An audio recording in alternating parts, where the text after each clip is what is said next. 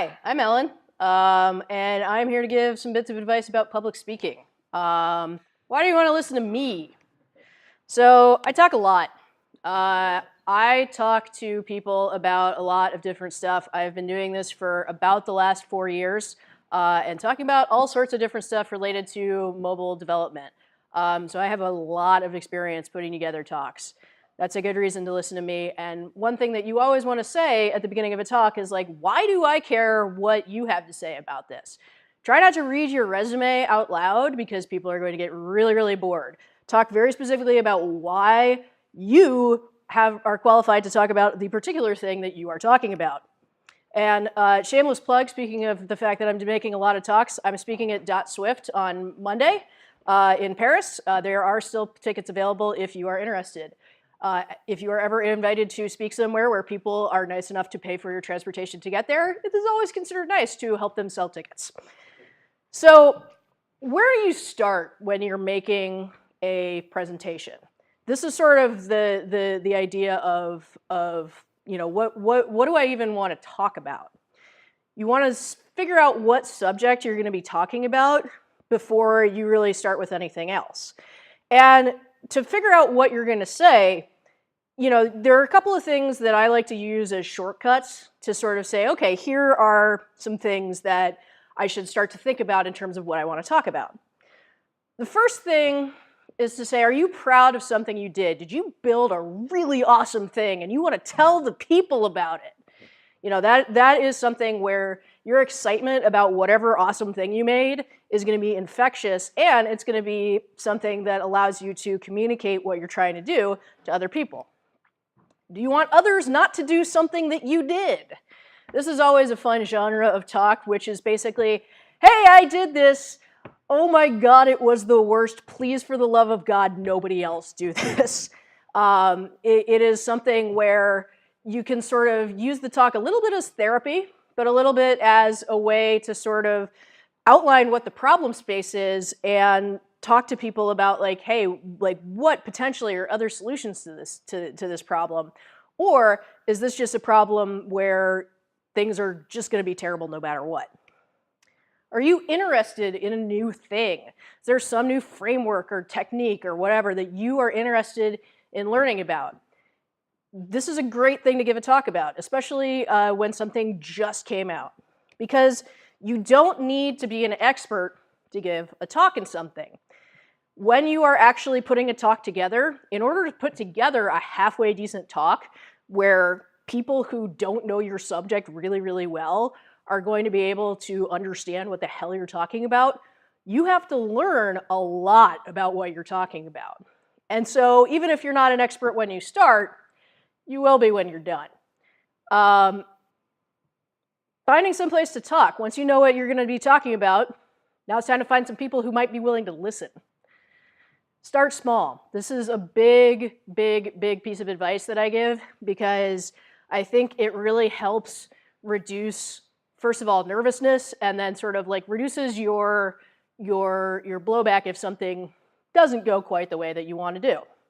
So where can you start?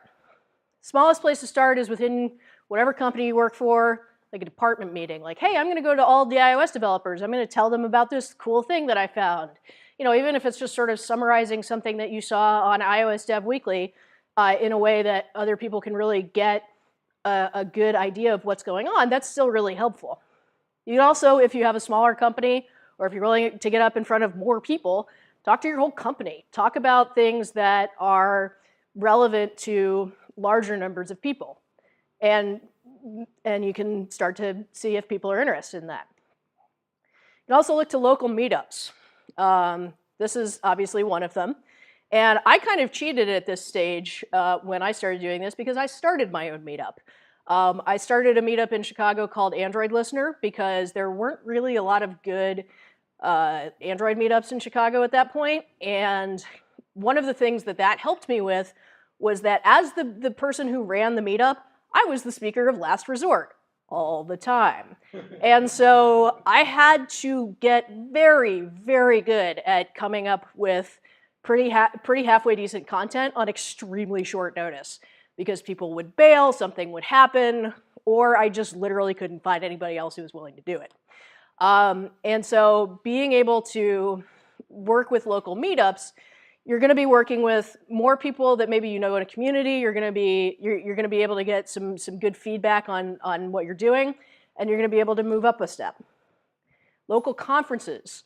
Local conferences are always nice. If you know conferences, around here you got App DevCon. Conferences are a lot more willing to take a chance on a speaker who isn't proven if they do not have to pay for your hotel or transit. If you are local, it is easier to get into a conference than it is if you are coming from someplace else.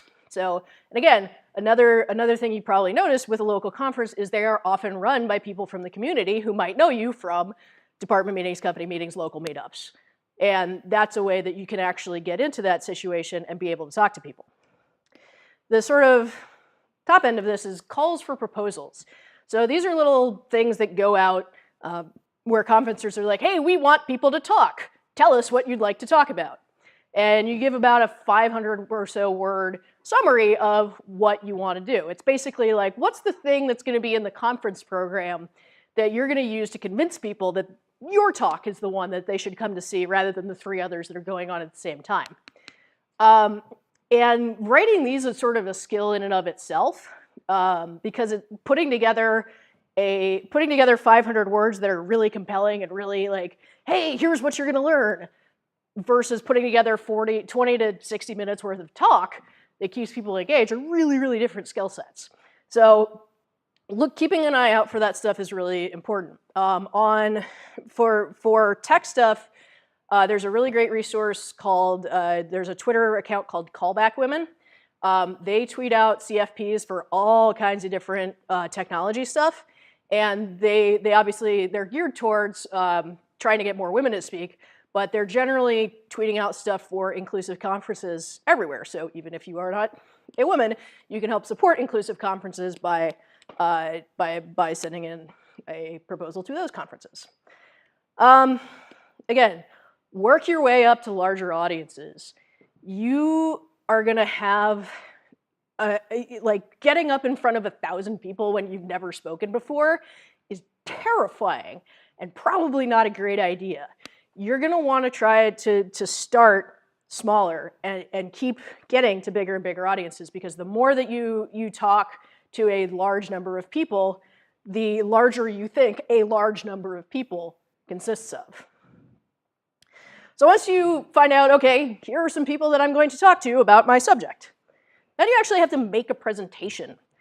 And when I talk about making a presentation, I'm talking more about the sort of practical sense of how am I going to make a thing that people are actually going to be engaged with. So the first thing to start with is, what do you want to actually build the presentation with? You've got some options. You've got PowerPoint. Everybody knows PowerPoint. Everybody kind of hates PowerPoint because Microsoft. But it's a pretty good graphical solution to putting slide decks together. If you own a Mac, and since this is an iOS meetup, I'm pretty sure you all do, Keynote's another good one.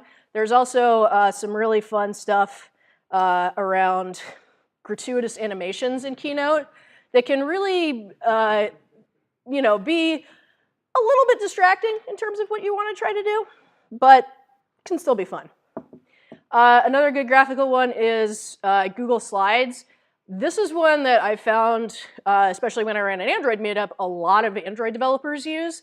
And the problem that repeatedly we ran into is that you have to actually be connected to the internet to be able to use Google Slides. And at most places that are hosting a large number of developers, they are also having a much, much larger number of devices on their network than they generally do. And so the network craps out, and it can get a little crappy. But they're really, really good for being able to sort of share stuff and collaborate really easy. So depending on how you want to do it, that's an option. DeckSet. This is what I'm using. It's basically something that takes a markdown file and turns it into slides. So this is basically what this whole presentation looks like under the hood. Whenever you see the little triple dash, that's where a new slide starts. And in theory, if I still could actually see my script, the little caret indicates that that's a speaker note rather than something that should be visible to the users, to the audience. Another one, there's sort of a whole suite of tools in this area, but it's called deck.js, and it's basically an HTML CSS setup for creating slides. If you're actually good at HTML and CSS, which God bless you if you are, this is a really, really, really good way of setting up your slides with the skills that you already have. So now that you know, okay, here's where, like, what I'm going to build it with. How do you actually like put together a presentation that is reasonably compelling? The first step is to make an outline. I will admit I really, really hate doing this. It is worth it. I have found that making an outline forces you to think about what are the most important takeaways from your talk. What are the things that you really want to make sure that you're going to hit? And then, does the organization of this make any sense whatsoever? At a point well before you've actually started doing anything with slides. And it's really one of the few pieces of concrete advice that I have is if you're going to make a presentation, start with an outline. Then, add the outline to your slides. Putting your outline actually in a bunch of slides sounds boring as crap, but it allows you to sort of see it as a presentation and be able to more easily identify, like, okay, how is this going to flow? Where are the places where I need to add a little bit more detail or a little bit more humor or a little bit more life? Declutter your slides. Take as much as you possibly can off of your slides and just leave only the part that you actually want to make as your main point. Because when you have a wall of text on the screen, it becomes almost impossible to read what the hell you're trying to say because it's so tiny and it's so dense. Especially if you're going through slides quickly, this could say anything and nobody would really be able to understand or grasp what was happening. And speaker notes exist for a reason. They exist because if you're actually able to use them,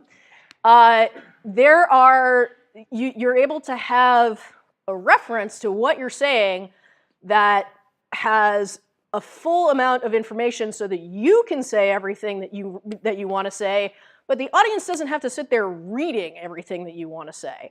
It allows you to have the slide have content that is really, really focused and get people to actually focus on what you're talking about.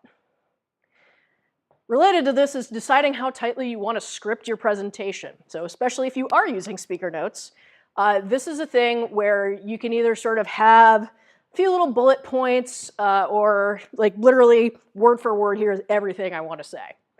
And I think it's something where when you look at advice about how to do public speaking, almost all the advice that I've seen in various articles about stuff is, oh my God, don't script your presentation, that's death. The thing is, I have been scripting every single presentation word for word for the last 3 years, and it's made me a much, much better speaker. So I want to talk a little bit about the pros and the cons of each of these approaches. Bullet points are helpful because you can have more eye contact with the audience. You can look at people, and you can only just sort of look at your notes a little bit more, a little bit. If you're reading from a script, you're probably going to be looking at it a little bit more. Pro, no monotonous reading. If you have a long bunch of text, especially if you have someone who is not either an experienced speaker or an experienced performer or something like that, they generally tend to read large amounts of text like this, and then the audience falls asleep and wonders why the speaker did not just write a blog post, and like that's just death. And so having bullet points really forces you to have a more conversational speaking style. A con is that it is really easy to leave things out. It is really, really easy to miss 1 or 2 bullet points on a slide because you're walking around and waving your hands around and trying to, be the TED speaker who's like, yes, you, all of you. It's also really, really easy to get things out of order. I have the attention span of a gnat, and I have a really, really nasty habit of going off on tangents. Often those tangents involve things that I planned on talking about later in the talk and confuse the shit out of the audience. If you've got bullet points, having that happen is much, much more likely. There are also some pros and cons for having an actual script. The good news is, you're not going to forget anything. You're also not going to go out of order. And again, for me, these are both big because I have the attention span of a gnat and the memory of a goldfish. It's also really, really, really hard to adjust on the fly. A few weeks ago, I was speaking at GDG DevFest.NL about learning Kotlin and about learning Dutch at the same time. I had a 40-minute slot. My talk clocked in at 23 minutes. It went a little bit faster than it had in rehearsal. And it was really hard. Like, I wound up having to sort of figure out a way to start a discussion in order to keep people engaged for the entire length of my slot. And that's something that is generally not considered good. And so it's something where if you're going to be creating an actual script, have a really, really good idea of not just how much time it's going to take when you're reading it, but then try to have an ability to estimate of like, okay, when I'm doing this in a rehearsal, this is how long it's going to take. When I am full of adrenaline and on stage and really in like, mode, it's going to be slightly faster. How do I adjust for that? Again, I talked about the monotonousness. It can also sound really, really over-rehearsed. It can sound like you are just sort of going through the motions of a thing you wrote 6 months ago and not really enthusiastic about anything that you're talking about. A lot of this comes down to performance style and practice. The one other thing that I want to talk about around having an actual script, and this may only apply to me, less cursing. I don't know how many of you have met me in person as over the last few months, but if you have, you will notice that I say fuck every third word. And for me, having a script is really, really, really helpful for bringing that cursing a little bit more under control. Bringing it into a point where, if you're actually saying fuck every third word, that's generally not considered super professional. And having cursing in everything also reduces the impact of when you want to say it. By having a script, you can actually reserve your fucks for the times where you really need to give a fuck. The biggest thing is that you have to figure out what's working best for you. So much advice that I have seen around speaking is very much just like, this is the only way to do it. And literally the only thing I would say do that about is just make an outline. Like, it's not that hard, it's annoying, but if you have an outline, you'll be more organized, and then you can do whatever the hell you want. Figuring out what works best for you is also helped along a lot by practice. You're able to learn more about how you speak every single time you speak. You learn more about how much faster do I go in rehearsal than during an actual talk than during my rehearsal. You learn more about is it something where I really want like a full amount of a script to be able to do something, or is it something where I can just have like a note that says practice and then I remember what I was going to say? It's different for every single person. And that brings us to the obligatory summary slide. You don't need to be an expert to talk about something. You will become one as you put a talk together. Share your joy, your pain, and your curiosity. These are things that developers in particular have to go through a lot when they're working with code. And being able to have the moment with other people of going, oh man, that was awesome, or oh man, that must have been really, really annoying. It's really fun. Start small, work your way up in difficulty. Again, even if you're just giving even if you're giving a larger talk, you can give a larger talk on an easier subject. You don't have to go out and be like, yes, I'm going to go give a 40-minute talk to 1,000 people about OpenGL. Like, if you want to do that, good for you. But probably not where you want to start. And being able to start small allows you to build up your skills and find the tools and techniques that work best for you. Practice, you will get better. It does take practice. And this is where I didn't expect this to be 4x3. So I don't know if this is actually going to fit. Haha, it did not. The last thing that I was going to say is create a summary slide. Create some kind of thing to tell people and remind people what are the most important things that you want them to take away from whatever it is you're saying. What are the things that they should remember when they go out and they talk to their friends in the hallway about, oh, hey, I just saw this talk. Oh, what was it about? At least they can have some kind of memory of that. And for people like me, who have either a short attention span or a terrible memory, it'll remind them what you actually were talking about. And that is it.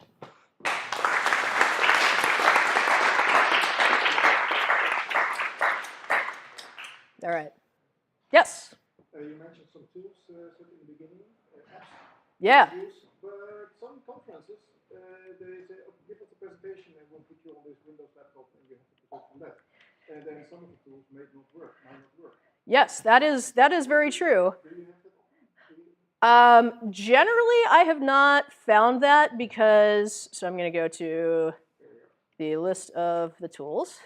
Generally, I haven't found that, and I will admit that I've been lucky that most of the conferences that I speak at are iOS related, so they understand that, that people are not going to have the ability to do this on Windows. It's definitely something where you want to have a backup plan, whether it's just sort of like an exported PDF of your slides, or something where you're going to still be able to give your talk, even if you are not able to use your own laptop. This is really, really critical for many reasons, including such things as things happen to computers. I was flying back from a talk about a year and a half ago, and the person in front of me leaned back in his seat harder than I've ever seen anybody do that. And he hit my beer, which was right here, which went right onto my laptop and killed it. I was very close. It's something where, you know, being prepared for disaster, like I religiously put everything that I'm working on into a Dropbox folder, just in case.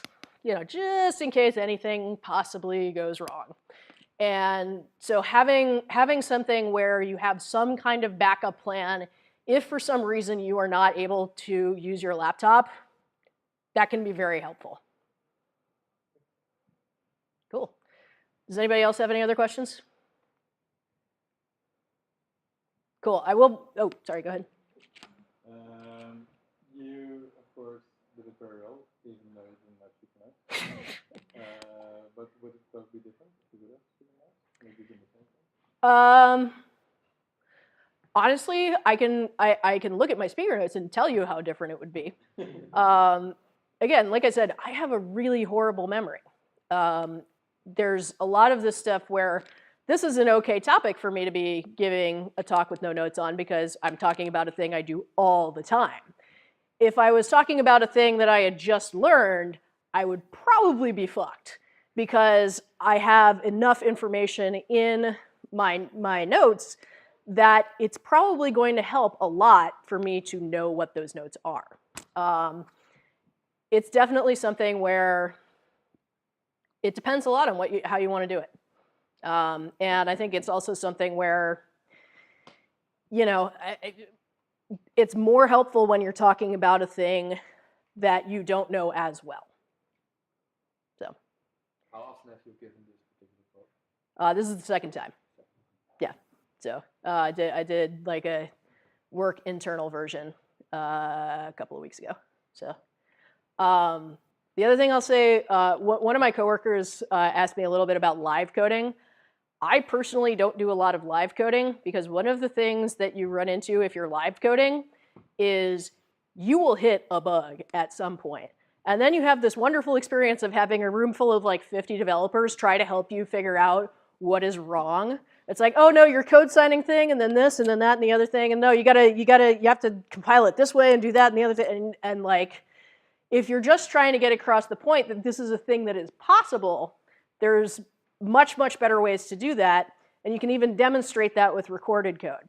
Some people will disagree vehemently with me and say that sort of having that experience of hitting whatever the obstacle is part of what the value of live coding is. To me, I kind of disagree. But it's something where, again, every person who does this does it differently. As every software developer tells you when you ask them how long it will take to do something, the answer is it depends. Thank you guys very much for listening. And if you have any more questions, please let me know. I literally never shut up on a professional basis. So if you're interested in speaking, I'm always happy to give advice and answer questions and stuff. So thank you.